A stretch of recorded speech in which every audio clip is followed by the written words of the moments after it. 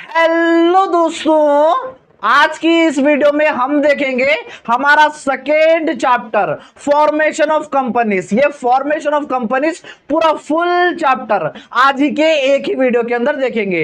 यानी ये पूरा फुल चैप्टर हम वन शॉट के अंदर ही डिस्कस करेंगे दोस्तों। यानी आपके फर्स्ट टॉपिक से लेके आपके पूरा लास्ट टॉपिक तक जो आपके सिलेबस में दिया गया है वो सारे टॉपिक्स हम आज ही के एक ही वीडियो के अंदर देखेंगे दोस्तों। ये हमारा सेकेंड चैप्टर, सब्जेक्ट का नाम रहेगा company regulation and business administration. ये हमारा सब्जेक्ट का नाम है, जिसका second chapter formation of companies. ये पूरा फुल चैप्टर आज ही के एक ही वीडियो के अंदर देखेंगे दोस्तों। ये हमारा पर्टिकुलरली वीडियो होने वाला है रानी चन्नम्मा यूनिवर्सिटी वालों के लिए। सो जो भी बच्चे आरसीयूबी से है, और ये particular video BCom second sum SCP syllabus वालों के लिए है। अगर दूसरे बच्चों को भी हेल्पफुल है तो वो भी बच्चे हमारे वीडियोस देख सकते हैं दोस्तों। और एक बात, मैं यहां पर आपको सारे टॉपिक्स डिटेल में एक्सप्लेन करूंगा, लेकिन साथ ही साथ आपको पीडीएफ भी प्रोवाइड करूंगा। अब वो पीडीएफ आपको कैसे मिलेगा वो मैं आपको लास्ट में समझाऊंगा। सो चलिए दोस्तों, हमारे वीडियो की हम शुरुआत करते हैं। आ जाइए दोस्तों, हमारे वीडियो की हम शुरुआत करने से पहले हम ये देख लेते हैं कि आज की इस वीडियो में हम पढ़ने क्या जा रहे हैं। आज की इस वीडियो में मैं आपको सारे टॉपिक्स पढ़ाऊंगा जो आपके सिलेबस में सेकंड चैप्टर में दिए गए हैं। फिर भी एक बार चेक कर लेते हैं कि एक्चुअली में पढ़ने क्या जा रहे हैं। टोटल 15 टॉपिक्स हम आज के इस वीडियो में देखेंगे। फर्स्ट होगा इंट्रोडक्शन, सेकेंड होगा steps involved in formation of a company, third होगा प्रोमोटर्स मीनिंग, फोर्थ होगा पोजीशन ऑफ प्रोमोटर्स, फिफ्थ होगा फंक्शंस ऑफ प्रोमोटर्स, सिक्स्थ होगा प्रोस्पेक्टस मीनिंग, सेवेंथ होगा कंटेंट्स ऑफ प्रोस्पेक्टस, एट्थ होगा memorandum of association meaning, ninth होगा article of association meaning, tenth होगा alteration of memorandum of association, 11th होगा alteration of article of association, 12th होगा certificate of commencement of business meaning, 13th होगा global company meaning, 14th होगा features of global company and 15th होगा legal formalities of global company. ये सारे 15 topics हम आज की इस वीडियो में डिटेल देखेंगे दोस्तों। सो चलिए शुरुआत करते हैं हमारे फर्स्ट टॉपिक से। हमारा आज का फर्स्ट टॉपिक है इंट्रोडक्शन। अगर इस चैप्टर का इंट्रोडक्शन देखें तो अगर हमें इस चैप्टर में क्या पढ़ना है बोल तो जैसे हमारे चैप्टर का नाम ही है फॉर्मेशन ऑफ कंपनीज। अब जैसे कंपनी स्टार्ट करना है, कंपनी फॉर्म करना है, तो उसके लिए क्या क्या स्टेप्स लगते हैं, क्या क्या प्रोसेस लगता है, कौन स्टार्ट करता है, वो स्टार्ट करने वाले के फंक्शंस क्या होते हैं, क्या क्या डॉक्यूमेंट्स लगते हैं, उस डॉक्यूमेंट्स में क्या क्या होना चाहिए, ये सारा हमें इस चैप्टर में ही पढ़ना है। और लास्ट में ग्लोबल कंपनीज का भी थोड़ा कॉन्सेप्ट हमें पढ़ना है दोस्तों। इसी चैप्टर का इतना सा इंट्रोडक्शन मैंने आपको बता दिया है। इस चैप्टर में इतना इतना आज को पढ़ना है दोस्तों। सो चलिए हमारे सेकंड टॉपिक की तरफ हम बढ़ते हैं। उसके बाद हमारा सेकंड टॉपिक है steps involved in formation of company. यानी अगर कंपनी स्टार्ट करना है, कंपनी फॉर्म करना है, तो कुछ स्टेप्स होते हैं, कुछ प्रोसेस होता है, वो फॉलो करना होता है। ये हमें इस टॉपिक में पढ़ना है। 4 स्टेप्स होंगे कंपनी स्टार्ट करने के लिए। वो चारों स्टेप्स चलिए डिटेल में समझते हैं। फर्स्ट है प्रमोशन स्टेज। प्रमोशन स्टेज ये फर्स्ट स्टेज होता है कंपनी स्टार्ट करने का। यहां पर आइडिया जनरेट किया जाता है इस स्टेज में, यानी कौन से मार्केट में जाना है, कौन से प्रोडक्ट मैन्युफैक्चर करना है, ये सारा आइडिया इस स्टेज में जनरेट किया जाता है। प्रमोटर एक एसेंशियल इंपॉर्टेंट पर्सन होता है कंपनी स्टार्ट करते टाइम। प्रमोटर कौन होता है हम डिटेल में समझेंगे। सिर्फ यहां पर ये समझ लीजिए, प्रमोटर एक बैकबोन होता है जो कंपनी स्टार्ट करने में सारे एक्टिविटीज करता है, जैसे मेमोरेंडम ऑफ एसोसिएशन बनाना, आर्टिकल ऑफ एसोसिएशन बनाना, और जितने भी रिलेवेंट डॉक्यूमेंट्स है वो सारा प्रमोटर बनाता है। फर्स्ट स्टेज होता है प्रमोशन स्टेज, जिसमें आइडिया जनरेट किया जाता है और सारे रिलेवेंट डॉक्यूमेंट्स बनाए जाते हैं। सेकेंड है रजिस्ट्रेशन स्टेज। इस स्टेज में सारे डॉक्यूमेंट्स को लेके प्रमोटर जाता है रजिस्ट्रार ऑफ कंपनी के पास। सारे डॉक्यूमेंट्स जैसे आर्टिकल ऑफ एसोसिएशन और मेमोरेंडम ऑफ एसोसिएशन और जैसे दूसरे डॉक्यूमेंट्स, कंपनी का नाम क्या है, किसके कितने ऑब्जेक्टिव्स होंगे, किसके क्या लायबिलिटी होगी, कंपनी का एड्रेस कहां है, ये सारा डॉक्यूमेंट्स लेके वो रजिस्टर ऑफ कंपनी के पास जाता है। थर्ड है इनकॉर्पोरेशन स्टेज। इनकॉर्पोरेशन स्टेज में क्या होता है, जो रजिस्ट्रार ऑफ कंपनीज क्या है वो सारे डॉक्यूमेंट्स को एनालाइज करता है। अगर सारे डॉक्यूमेंट्स वैलिड दिखे तो वो अप्रूवल दे देता है कंपनीज को कि एक कंपनी फॉर्म कर सकते हैं, यानी कंपनी बना सकते हैं और अपना बिजनेस स्टार्ट कर सकते हैं। जैसे कंपनी बन गई तो ओनर अलग चीज होती है, कंपनी अलग चीज होती है। यानी कंपनी अपने नाम पे ही सारे कॉन्ट्रैक्ट्स बनाना, जितने भी प्रॉपर्टीज बेचना खरीदना कंपनी अपने नाम पे कर सकती है दोस्तों। यानी कंपनी को यहां पर अप्रूवल मिल जाता है वो सारे प्रोडक्शन एक्टिविटीज करने का। सिर्फ प्राइवेट कंपनीज को इस स्टेज में यहां पर अप्रूवल मिलता है, पब्लिक कंपनीज को अभी नहीं मिलता। उसके बाद फोर्थ स्टेज है कमेंसमेंट ऑफ बिजनेस स्टेज। इस स्टेज में क्या होता है, ये स्टेज क्रूशियल होता है पब्लिक कंपनी के लिए। अब जैसे पब्लिक कंपनी पब्लिक की कंपनी होती है, यानी पब्लिक उसके ओनर होते हैं, तो पब्लिक के पास से पैसा उठाना होता है। उनके पास पब्लिक कंपनी का पैसा नहीं होता है, पब्लिक के पास पैसा उठाना होता है। तो पब्लिक कंपनी क्या है, शेयर्स इशू करना होता है। शेयर्स इशू करके जो मिनिमम कैपिटल होना होता है, वो मिनिमम कैपिटल पब्लिक के पास से रेज करना होता है। जैसे पब्लिक के पास से उसने मिनिमम कैपिटल रेज कर लिया, वो आती है रजिस्टर ऑफ कंपनी के पास। रजिस्टर ऑफ कंपनी के पास आके मैंने ये सारे जो क्राइटेरिया है वो क्राइटेरिया पूरा कर दिए। जैसे वो क्राइटेरिया पूरा हो जाता है तो रजिस्टर ऑफ कंपनीज वहां पर certificate of commencement of business का एक सर्टिफिकेट प्रोवाइड करती है। ये सर्टिफिकेट जैसे पब्लिक कंपनी को मिल गया, वो भी सारे एक्टिविटीज जैसे प्रोडक्शन करना और दूसरे ऑपरेशन चालू कर सकती है। दोस्तों ये सारे 4 स्टेजेस होते हैं एक कंपनी फॉर्म करने के लिए। उसके बाद हमारा थर्ड टॉपिक है प्रमोटर्स मीनिंग। सो प्रमोटर कौन होता है, चलिए डिटेल में समझते हैं। प्रमोटर्स आर इंडिविजुअल्स, फर्म्स और groups who take the initiative to establish a company and bring it into existence। Promoter एक इंडिविजुअल पर्सन भी हो सकता है, या तो फिर प्रमोटर्स की एक कंपनी भी हो सकती है, या तो फिर प्रमोटर्स का एक ग्रुप भी हो सकता है। ये क्या करते हैं, इनिशिएटिव लेते हैं कंपनी स्टार्ट करने का, यानी ये आइडिया जनरेट करने से लेके जो कंपनी के सारे नेसेसरी एक्टिविटीज होते हैं वो सारा करके कंपनी को एक एग्जिस्टेंस में लाते हैं, यानी कंपनी की शुरुआत करते हैं। उसके बाद they convince the business idea, conduct the feasibility studies and undertake all the preliminary activities such as preparing key documents like memorandum of association and article of association, arranging initial capital and hiring professions। ये सारे activities करते हैं जैसे business start करने के लिए, जैसे business का आइडिया जनरेट करना कि कौन सा बिजनेस स्टार्ट करना है, कौन से मार्केट में जाना है, कौन सा प्रोडक्ट मैन्युफैक्चर करना है, ये सारा आइडिया जनरेट करते हैं। उसके बाद फिजिबिलिटी स्टडी करते हैं कि कौन सी टेक्नोलॉजी लगेगी, कितना पैसा लगेगा, ये सारा स्टडी करते हैं। उसके बाद जितने भी प्रिलिमिनरी एक्टिविटीज होते हैं जैसे रिलेवेंट डॉक्यूमेंट बनाना, आर्टिकल ऑफ एसोसिएशन बनाना, मेमोरेंडम ऑफ एसोसिएशन बनाना, ये सारा प्रमोटर ही बनाता है। उसके बाद कैपिटल जनरेट करना, जो कैपिटल यानी बिजनेस स्टार्ट करने के लिए जो पैसा लगता है वो जनरेट करना, वो रेज करने का काम प्रमोटर करता है। और जो दूसरे हायरिंग प्रोफेशंस यानी डायरेक्टर को अपॉइंट करना, सेक्रेटरी को अपॉइंट करना और एम्प्लॉयज को अपॉइंट करने का काम प्रमोटर करता है। दोस्तों यहां तक हमने क्या समझा, प्रमोटर एक पर्सन भी हो सकता है, या तो फिर एक कंपनी भी हो सकती है, या तो फिर एक ग्रुप भी हो सकता है जो कंपनी स्टार्ट करने के लिए सारे एक्टिविटीज करते हैं, जैसे आइडिया जनरेट करना, उसके बाद फिजिबिलिटी स्टडी करना, उसके बाद रिलेवेंट डॉक्यूमेंट्स बनाना और साथ ही साथ कैपिटल रेज करना और दूसरे प्रोफेशंस को हायर करने में मदद करता है प्रमोटर। दोस्तों यहां पर आई होप आपको प्रमोटर का मीनिंग क्लियर हो गया। उसके बाद हमारा फोर्थ टॉपिक है पोजीशन ऑफ प्रमोटर्स, यानी प्रमोटर्स की एक कंपनी में क्या पोजीशन होती है वो हमें इस टॉपिक में समझाना है। चलिए डिटेल में समझते हैं। फर्स्ट पॉइंट देखिए, एक प्रमोटर की पोजीशन कंपनी में यूनिक होती है और स्पेशल होती है क्योंकि वो सारे एक्टिविटीज करता है जब कंपनी स्टार्ट होती है। उसके बाद सेकंड पॉइंट देखिए, एक प्रमोटर कंपनी का ना ही ट्रस्टी होता है, ना ही एजेंट होता है, ना ही एम्प्लॉय होता है। क्यों नहीं होता है, क्योंकि इसका काम कंपनी स्टार्ट होने से पहले होता है। ये जो ट्रस्टी एम्प्लॉय होते हैं ये कंपनी स्टार्ट होने के बाद के एम्प्लॉयज रहते हैं, लेकिन ये कंपनी स्टार्ट होने से पहले काम करता है। सो ना ही कंपनी का ट्रस्टी होता है, ना ही एजेंट होता है, ना ही एम्प्लॉय होता है। उसके बाद पेज टर्न कर लेते हैं।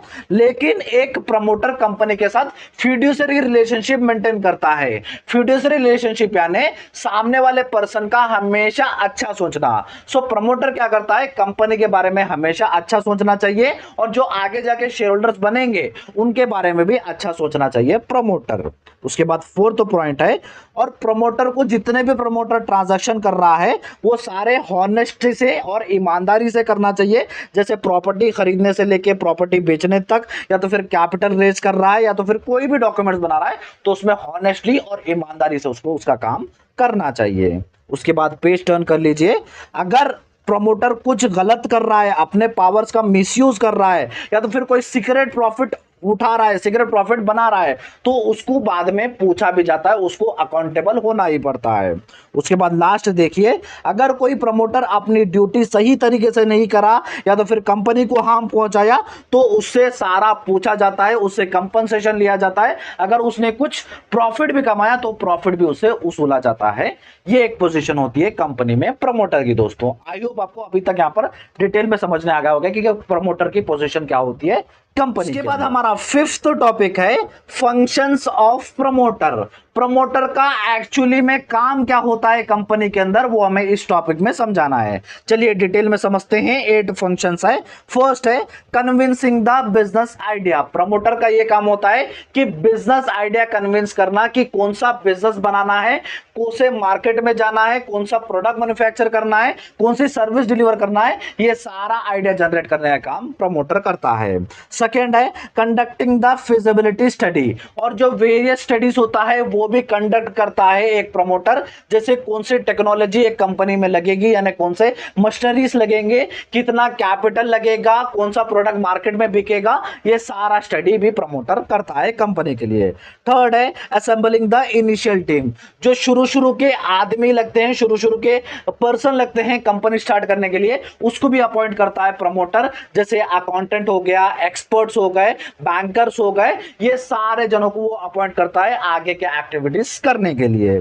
फोर्थ है preparing the key documents like memorandum of association and article of association.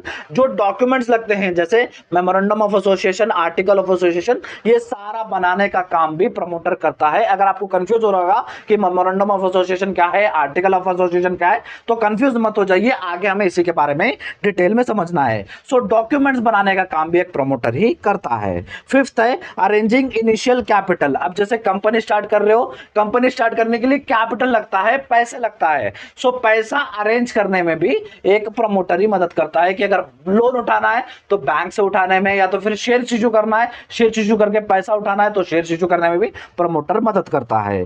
Sixth है selecting the name of the company. अब जैसे कंपनी को नाम रखना होता है, यूनिक नाम रखना होता है, यूनिक नाम रखने का काम भी प्रमोटर करता है, और ऐसा नाम रखना चाहिए जो ऑलरेडी रजिस्टर ना हो कंपनीज एक्ट में। सेवेंथ है रजिस्ट्रेशन ऑफ कंपनी। अब जैसे कंपनी को रजिस्ट्रेशन करना होता है, रजिस्ट्रार ऑफ कंपनी के पास सारे डॉक्यूमेंट्स बना के वो सारे डॉक्यूमेंट्स लिखना चाहता है रजिस्ट्रार ऑफ कंपनी के पास, और कंपनी को रजिस्ट्रेशन करने का काम भी प्रमोटर करता है। एट्थ है अपॉइंटमेंट ऑफ डायरेक्टर्स। अब जैसे डायरेक्टर्स को अपॉइंट करने का काम, सेक्रेटरी को अपॉइंट करने का काम भी प्रमोटर करता है। अब जैसे कंपनी बनने के बाद जो सारे एक्टिविटीज करते हैं डायरेक्टर्स ही करते हैं, सारा काम कंपनी चलाने का काम करते हैं डायरेक्टर्स। सो डायरेक्टर को अपॉइंट करने का काम भी प्रमोटर करता है दोस्तों। सो ये 8 फंक्शंस होते हैं जो एक प्रमोटर करता है कंपनी। तो चलिए दोस्तों, उसके बाद हमारा 6th टॉपिक है प्रोस्पेक्टस मीनिंग। सो प्रोस्पेक्टस क्या होता है, चलिए डिटेल में समझते हैं। A prospectus is a formal legal document issued by a company, particularly a public company, to invite the public to purchase its shares, debentures और अदर सिक्योरिटीज। प्रोस्पेक्टस एक legal document होता है जो कंपनी इशू करती है, specially public company issue करती है ये डॉक्यूमेंट। क्यों इशू करती है? क्योंकि वो पब्लिक को बुलाती है कि वो लोग आके हमारे कंपनी के शेयर्स या तो फिर डिबेंचर्स परचेस करें। अब ये शेयर्स क्या होते हैं? कंपनी क्या करती है, शेयर्स इशू करती है ताकि पब्लिक वो शेयर्स खरीदे। वो शेयर्स खरीदने के बाद पब्लिक के पास से पैसा मिलता है और पब्लिक उस शेयर्स की, उस कंपनी की ओनर बन जाती है। डिबेंचर्स क्या होता है? डिबेंचर्स पब्लिक को इशू किए जाते हैं जहां पर पब्लिक उधारी पे कंपनी को पैसा दिया जाता है, कंपनी उस पब्लिक को इंटरेस्ट पे करती है। सो ये एक डॉक्यूमेंट होता है जो पब्लिक को इनवाइट किया जाता है कि वो आके हमारे कंपनी के शेयर्स या तो फिर डिबेंचर्स परचेस करें। अगर वो लोग परचेस करेंगे तो कंपनी के पास पैसा आएगा, उस पैसे से कंपनी अपने एक्टिविटीज कर सकेगी। अब उस डॉक्यूमेंट में रहता क्या है? It provide detail information about companies objectives, financial status, business activities, share price, terms of the issue and risk involved. अब उस प्रोस्पेक्टस डॉक्यूमेंट में कंपनी के क्या क्या ऑब्जेक्टिव्स होंगे, क्या उद्देश्य होगा, कंपनी का फाइनेंशियल स्टेटस क्या है, यानी कंपनी प्रॉफिट में है या तो फिर लॉस में है, वो डॉक्यूमेंट में लिखा हुआ रहता है। बिजनेस में क्या क्या एक्टिविटीज होते हैं वो उस डॉक्यूमेंट में लिखा हुआ होता है। शेयर का प्राइस क्या होगा, उसके बाद टर्म्स क्या होंगे शेयर्स के इशू के, यानी कितना पैसा पे करना होगा, कब कब पे करना होगा, ये सारा उस डॉक्यूमेंट में लिखा होगा। और बिजनेस को क्या क्या रिस्क है, कंपनी को क्या क्या रिस्क है, वो सारा उस डॉक्यूमेंट में डिटेल लिखा हुआ रहता है दोस्तों। सो प्रोस्पेक्टस एक डॉक्यूमेंट होता है जो कंपनी इशू करती है पब्लिक को बुलाने के लिए कि पब्लिक आके हमारे कंपनी के शेयर्स परचेस करें। इस डॉक्यूमेंट को हम कहेंगे प्रोस्पेक्टस। तो उसके बाद हमारा 7th टॉपिक है कंटेंट्स ऑफ प्रोस्पेक्टस, यानी प्रोस्पेक्टस में एक्चुअली में क्या लिखा हुआ रहता है, क्या क्या उस डॉक्यूमेंट में लिखा हुआ रहता है, वो हमें इस टॉपिक में समझाना है। चलिए डिटेल में समझते हैं। फर्स्ट है name and registered address of the company. Company का नाम क्या है और कंपनी का एड्रेस क्या है, कंपनी कहां सिचुएटेड है, ये लिखा हुआ रहता है उस प्रोस्पेक्टस में। उसके बाद सेकेंड है ऑब्जेक्टिव्स ऑफ कंपनी, यानी कंपनी का ऑब्जेक्टिव क्या है, कंपनी कौन सा काम करती है, किस तरह के प्रोडक्ट बनाती है, किस तरह के सर्विसेज डिलीवर करती है, कहां मार्केट में जाके प्रोडक्ट बेचती है, ये सारे ऑब्जेक्टिव्स उस प्रोस्पेक्टस में लिखे हुए रहते हैं। थर्ड है detail of directors and promoters. Directors company के कौन है, उनके नंबर्स, उनका एड्रेस, और प्रमोटर्स कौन है, ये सारा डिटेल इंफॉर्मेशन भी प्रोस्पेक्टस में लिखा हुआ रहता है। फोर्थ है capital structure of the company.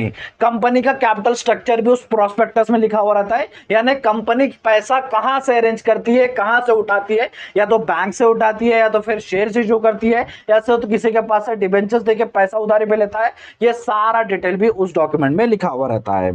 Fifth है terms and condition of issue. अब जो इशू कर रहे हैं प्रोस्पेक्टस पैसा रेज करने के लिए, अब वो शेयर्स इशू कर रहे हैं, तो शेयर्स का पैसा कब देना चाहिए, एप्लीकेशन के टाइम कितना पैसा देना चाहिए, अलॉटमेंट्स के टाइम कितना पैसा देना चाहिए, वो सारा इंफॉर्मेशन भी उस प्रोस्पेक्टस में लिखा हुआ रहता है। सिक्स्थ है रिस्क फैक्टर। एक कंपनी को रिस्क कितना है, यानी मार्केट में कितना कंपटीशन है, फाइनेंशियल रिस्क कितना है, कितने पैसों की जरूरत है, कितना लॉस में जा रही है, ये सारा रिस्क फैक्टर भी उस प्रोस्पेक्टस में लिखा हुआ रहता है, क्योंकि अगर कोई भी कंपनी में इन्वेस्ट करना चाहता है तो उसे भी रिस्क कितना है मालूम होना चाहिए। उसके बाद सेवेंथ है यूज ऑफ फंड्स। अब जो पैसा आएगा शेयर इशू करने के बाद, जो पब्लिक हमारे पास शेयर खरीदेगी, शेयर खरीदने के बाद कंपनी के पास जो पैसा आएगा, वो पैसा कंपनी कहां पर मैनेज करेगी, कहां पर यूज करेगी, या तो फिर बिजनेस में प्रोडक्ट रॉ मटेरियल्स खरीदने के लिए पैसा यूज करेगी, या तो फिर एम्प्लॉयज को सैलरी देने के लिए यूज करेगी। तो पैसा कहां जा रहा है ये भी मेंशन करना होता है प्रोस्पेक्टस में। उसके बाद एट्थ फाइनेंशियल इंफॉर्मेशन। कंपनी का फाइनेंशियल इंफॉर्मेशन देना होता है कि कंपनी प्रॉफिट में है या तो फिर लॉस में है, या तो फिर कंपनी के पास टोटल एसेट्स कितने हैं, टोटल लायबिलिटीज कितनी है, ये सारा भी मेंशन करना होता है प्रोस्पेक्टस में दोस्तों। सो दोस्तों ये थे हमारे 8 कंटेंट्स ऑफ प्रोस्पेक्टस में, ये 8 कंटेंट लिखे हुए रहते हैं प्रोस्पेक्टस डॉक्यूमेंट में। तो दोस्तों हमारा 8th टॉपिक है मेमोरेंडम ऑफ एसोसिएशन मीनिंग। अभी तक बहुत ही बार सुना है इस वीडियो में आपने कि मेमोरेंडम ऑफ एसोसिएशन। सो चलिए मेमोरेंडम ऑफ एसोसिएशन क्या होता है चलिए देखते हैं। मेमोरेंडम ऑफ एसोसिएशन का शॉर्ट फॉर्म MOA कहा जाता है। The Memorandum of Association is a legal document that defines the company's objectives, power, scope of operations, and its relationship with the external world, including shareholders, creditors, and public. So memorandum of association एक document होता है, उस document में लिखा हुआ रहता है company के क्या ऑब्जेक्टिव्स है, कंपनी की पावर क्या है, कंपनी के स्कोप क्या क्या है, और कंपनी की बाहर की दुनिया के साथ क्या रिलेशनशिप है, यानी शेयर होल्डर के साथ क्या रिलेशनशिप है, क्रेडिटर्स के साथ क्या रिलेशनशिप है, और पब्लिक के साथ क्या रिलेशनशिप है, ये सारा लिखा हुआ रहता है मेमोरेंडम ऑफ एसोसिएशन में दोस्तों।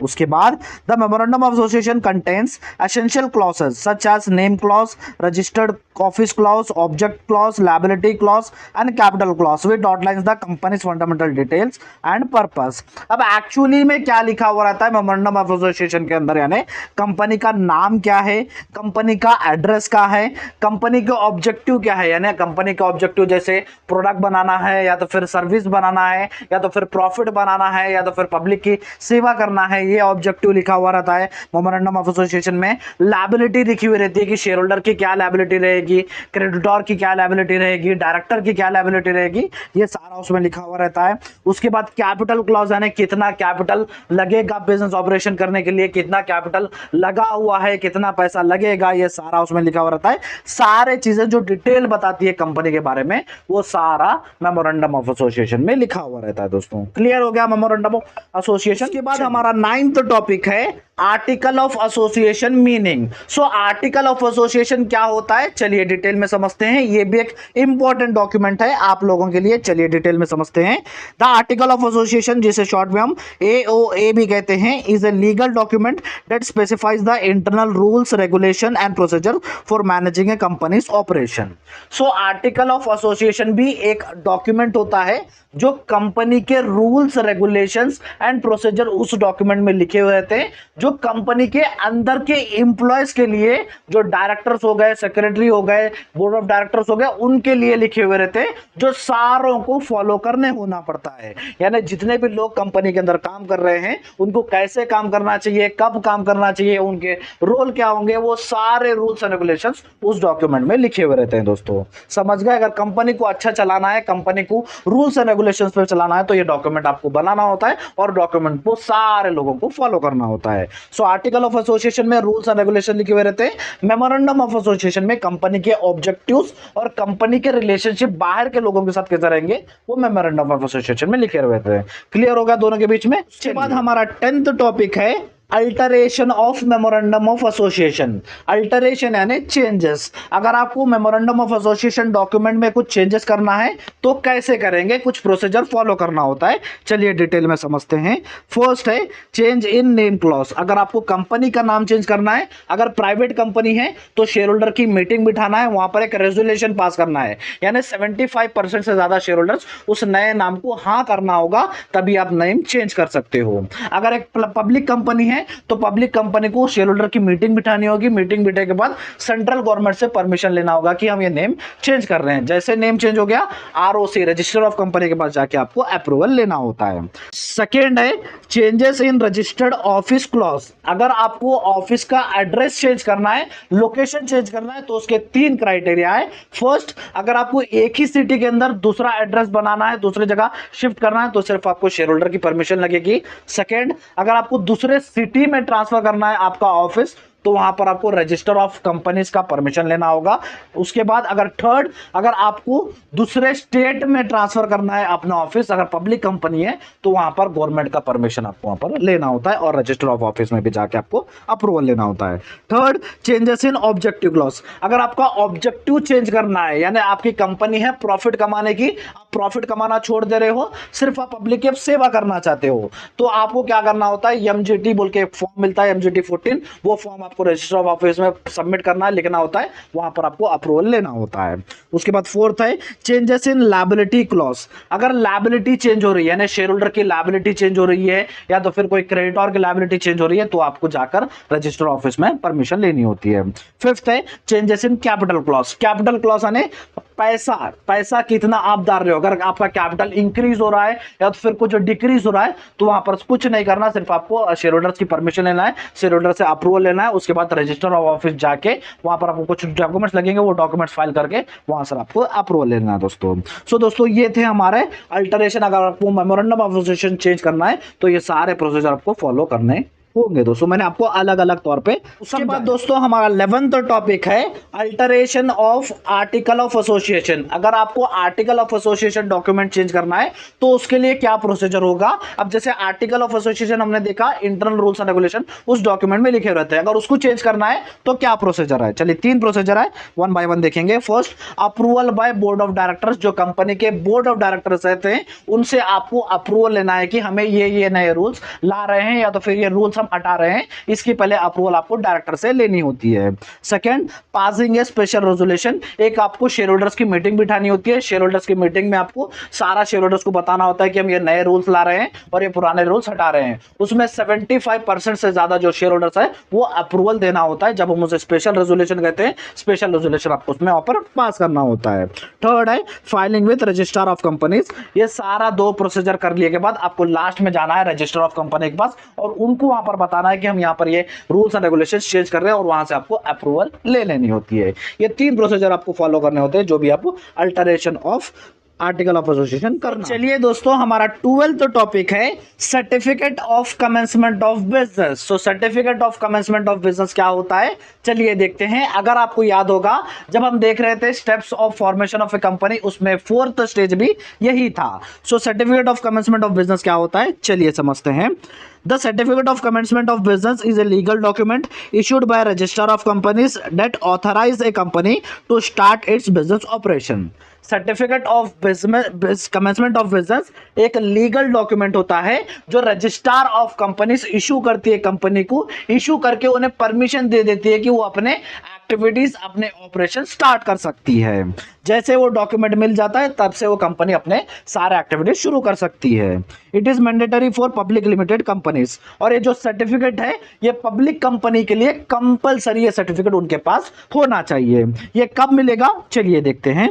This certificate confirms that company has fulfilled certain initial requirements such as receiving its subscribed share capital from members and verifying its registered office, ensuring the company is genuinely and financially compliant before commencing business activities। अब जैसे public companies होती हैं, public company के पास पैसा नहीं होता है business start करने के लिए, तो उनको शेयर इशू करना होता है। शेयर इशू करेंगे, शेयर इशू करने के बाद पैसा आएगा। सो जैसे वो minimum requirement, minimum capital requirement पूरा हो जाता है, तो वो रजिस्टर ऑफ कंपनी के पास अप्लाई कर सकते हैं। अप्लाई करेगा बाद ये सारे चीजें देखेगी कि इनके पास मिनिमम कैपिटल रिक्वायरमेंट है या नहीं, और रजिस्टर ऑफिस है नहीं, ये सारे डॉक्यूमेंट वेरीफाई करेगा बाद रजिस्टर ऑफ कंपनीज वो डॉक्यूमेंट इशू करती है, जो certificate of commencement of business है, जो डॉक्यूमेंट इशू करती है पब्लिक कंपनी को कि ये सारे कंडीशन वेरीफाई होते हैं और इसके बाद वो सारे अपने एक्टिविटी शुरू कर सकती है बोल के ये पब्लिक कंपनी को ये डॉक्यूमेंट इशू किया जाता है दोस्तों।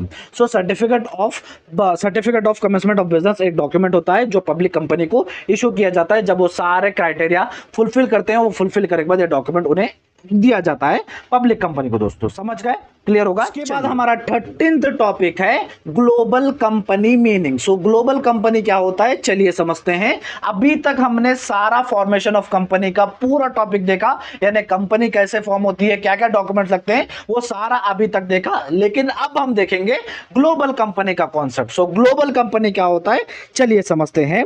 एक global company is a business entity that operates in multiple countries under A unified brand and strategy. Global company एक ऐसी कंपनी होती है जिनका बिजनेस मल्टीपल कंट्रीज में रहता है, यानी ज्यादा कंट्रीज के अंदर इनका बिजनेस रहता है। ये एक ही ब्रांड के साथ, एक ही स्ट्रैटेजी के साथ मल्टीपल कंट्रीज में ऑपरेट करते हैं। इट ऑफर स्टैंडर्डाइज्ड प्रोडक्ट्स और services across different markets while maintaining a strong international presence. ये क्या करती है, ग्लोबल कंपनी जैसा एक इंटरनेशनल ब्रांड रहता है, तो इनके प्रोडक्ट भी आपको स्टैंडर्ड प्रोडक्ट मिलते हैं। डिफरेंट मार्केट्स में ये ऑपरेट करते हैं और इनका प्रोडक्ट आपको स्टैंडर्ड प्रोडक्ट मिलता है, और स्टैंडर्ड प्रोडक्ट से अपनी इंटरनेशनल प्रोसेस ये बनाते हैं दोस्तों। जैसे एग्जांपल के तौर पर एप्पल, मैकडोनल्ड एंड नाइकिया, ये ऐसे कंपनीज है, ये ग्लोबल कंपनीज है। इनके प्रोडक्ट देखने जाइए आप, इनके प्रोडक्ट स्टैंडर्ड प्रोडक्ट रहते हैं और इनके प्रोडक्ट आपको मल्टीपल कंट्रीज में मिलते हैं। जैसे एग्जांपल एप्पल है, एप्पल आपको मोस्टली हर कंट्रीज में आपको एप्पल का मोबाइल आपको दिखेगा दोस्तों। सो ये एक ग्लोबल कंपनी का एग्जांपल है। ग्लोबल कंपनी ऐसे कंपनी जो मल्टीपल कंट्रीज में ऑपरेट करती है, जिसे हम ग्लोबल कंपनी। इसके बाद हमारा 13th टॉपिक है features of global company. So global company के क्या क्या फीचर्स रहेंगे वो हम इस टॉपिक में पढ़ेंगे। चलिए 8 फीचर्स है, डिटेल में स्टडी करते हैं। फर्स्ट है global presence. Global company multiple countries में ऑपरेट करती है, सो एक ग्लोबल ब्रांड बन जाता है। सो हर कंट्री में इनका एक प्रोडक्ट रहता है, सो एक ग्लोबली अपनी एक पहचान बनाते हैं। सेकेंड है स्टैंडर्डाइज प्रोडक्ट्स एंड सर्विसेज। जैसे ये कंपनी ग्लोबल कंपनी होती है, तो इनके ऊपर एक प्रेशर रहता है कि ये हमेशा स्टैंडर्ड प्रोडक्ट ही प्रोवाइड करे। सो अब नॉर्मली कौन सा भी प्रोडक्ट ले लीजिए, नाइकिया ले लीजिए या तो फिर मैकडोनल्ड ले लीजिए, इनके प्रोडक्ट आपको हमेशा अच्छे ही देखने को मिलते हैं, स्टैंडर्ड ही देखने को मिलते हैं। Third, large scale operations. जैसे ग्लोबल कंपनी दूसरे कंट्रीज में भी ऑपरेट करती है, तो इनके ऑपरेशंस लार्ज लेवल पे यानी बड़े लेवल पे ही होते हैं। फोर्थ है क्रॉस बॉर्डर इन्वेस्टमेंट। जैसे ये कंपनी एक कंट्री की रहती है, तो दूसरे कंट्री में जाके अपना बिजनेस चलाती है, तो दूसरे कंट्री को भी वहां पर इन्वेस्टमेंट अपॉर्चुनिटीज प्रोवाइड करती है, जैसे एम्प्लॉयमेंट प्रोवाइड करना, टैक्स भरना, तो वहां पर भी उस कंपनी का भी इकोनॉमी ग्रो करता है।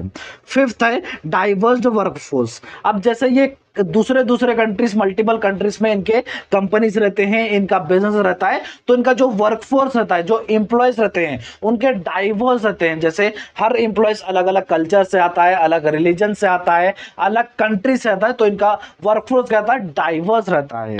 उसके बाद सिक्स्थ, ग्लोबल सप्लाई चेन, जो इनकी सप्लाई चेन रहती है, जैसे रॉ मटेरियल सप्लाई करना, फिनिश प्रोडक्ट सप्लाई करना, दूसरे को से भी प्रोडक्ट सप्लाई करना, एम्प्लॉय सप्लाई करना, तो इनका ग्लोबली रहता है। जो सप्लाई चेन रहता है इनका इनका पूरा ग्लोबल रहता है।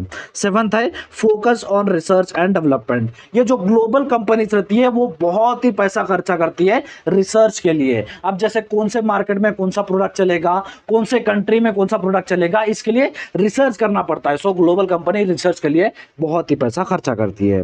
Eighth, global brand recognition. अब जो ग्लोबल कंपनी होती है वो मल्टीपल कंट्रीज में ऑपरेट करती है, सो इनका एक ग्लोबल ब्रांड बन जाता है। अब जैसे एप्पल देख लीजिए, एप्पल एक ग्लोबल ब्रांड है, यानी एप्पल समझते ही आपको समझ में आ जाता है कि ये इंटरनेशनल ब्रांड है। सो एक ग्लोबल ब्रांड रिकॉग्नाइजेशन भी इस तरह के कंपनीज को मिलता है दोस्तों। सो ये थे हमारे 8 फीचर्स ऑफ ग्लोबल कंपनी। तो उसके बाद दोस्तों आज का हमारा लास्ट टॉपिक है legal formalities of global company. अगर ग्लोबल कंपनी को कोई कंट्री में ऑपरेट करना है तो कुछ लीगल फॉर्मेलिटीज उनको फॉलो करने होते हैं। वो क्या क्या लीगल फॉर्मेलिटीज है, चलिए देखते हैं। 8 लीगल फॉर्मेलिटीज है, वन बाय वन देखेंगे। फर्स्ट है बिजनेस रजिस्ट्रेशन। अब कोई कंपनी दूसरे कंट्री में जाके बिजनेस कर रही है तो वहां के रजिस्ट्रेशन प्रोसेस फॉलो करना होता है। अगर बाहर की कंट्री हमारे इंडिया में आके बिजनेस कर रही है तो उसे कंपनीज एक्ट में कंपलसरी रजिस्ट्रेशन करना होता है। Second, obtaining licences. अब लाइसेंसेस बहुत ही सारे लाइसेंस होते हैं, उनको ऑब्टेन करना, उन्हें लेना जरूरी होता है। अब जैसे इन्वायरमेंटल प्रोटेक्शन का लाइसेंस हो गया, या तो फिर फूड के लाइसेंस हो गए, या तो फिर फार्मास्यूटिकल लाइसेंस हो गए, ये सारे लाइसेंस भी उन्हें ऑब्टेन करना होता है ग्लोबल कंपनीज को उस कंट्री के। थर्ड है टैक्स कंप्लायंसेस। अब जैसे उस कंपनी को सारे टैक्सेस पे करने होते हैं, जैसे जीएसटी, वैट हो गए, एक्सपोर्ट ड्यूटीज हो गए या एक्साइज ड्यूटीज हो गए, ये सारे टैक्स रूल्स रेगुलेशंस भी ग्लोबल कंपनी को फॉलो करने होते हैं कंट्री के। उसके बाद फोर्थ है इंटेलेक्चुअल प्रॉपर्टी राइट्स प्रोटेक्शन। अब जैसे कोई भी कंपनी दूसरे कंट्री में जाके बिजनेस कर रही है तो उन्हें ट्रेडमार्क्स, पेटेंट्स, उनके स्लैगन्स का भी रजिस्ट्रेशन उन्हें करना होता है। अगर कोई कंट्री है, कोई कंट्री में जाके वो बिजनेस कर रहे हैं, उनके ब्रांड का नाम ऑलरेडी वहां पर एग्जिस्ट है तो वो नाम वो ले नहीं सकते। सो ये भी सारे रूल्स एंड रेगुलेशंस भी वो ग्लोबल कंपनी को फॉलो करने होते हैं। फिफ्थ है adherence to employment and labor laws। So global company को कंट्री के एम्प्लॉयमेंट और लेबर लॉज भी फॉलो करने होते हैं, जैसे मिनिमम वेजेस पे करना हो गया, या तो फिर कितना वर्किंग कराना है लेबर्स को, ये सारे रूल्स एंड रेगुलेशंस भी ग्लोबल कंपनी को फॉलो करने होते हैं। सिक्स्थ है anti corruption and anti money laundering compliances. जो भी एंटी करप्शन के भी रूल्स एंड रेगुलेशंस है वो सारे भी ग्लोबल कंपनीज को फॉलो करने होते हैं। अगर वो ये सारे रूल्स एंड रेगुलेशंस फॉलो करेंगे तो इलीगल एक्टिविटीज या तो फिर करप्शन है वो सारे कम या तो फिर बंद ही हो जाते हैं। सेवंथ है environmental compliances and corporate social responsibility.